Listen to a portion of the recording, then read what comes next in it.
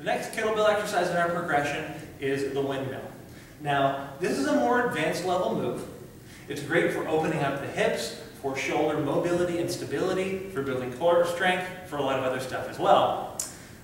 What I would definitely suggest with this one is start, and probably, like I said, if you're a beginner, or if you're just getting going, if you're coming off an injury, pick the more reverted, more basic level of each exercise. I would stick with doing the kettlebells in the bottom hand for a while, until you get really proficient with the movement. So how we're going to do that, we're going to start with the bell about even with the instep of 1 foot. We're going to turn both of our feet out somewhere around 45 degrees. So the trick with this movement to learn is the hip hinge. So what you want to do, this leg's going to be locked and posted. Okay? We're going to take this hip and drive it back behind us this way. What you can even have somebody do is take a dowel or take a foam roll or something like that and push it into their hip with their fist, and they're going to cue you to drive your hip back into it.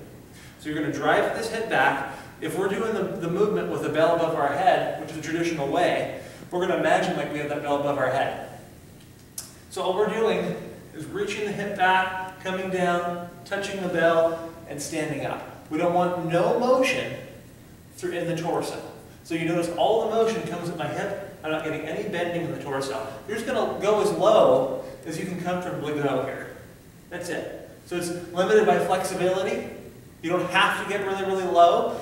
You're just driving that hip out and then tensing the glute and bracing the abs and standing up. So that's our first progression. Second progression would be same movement, but you actually pick up the bell.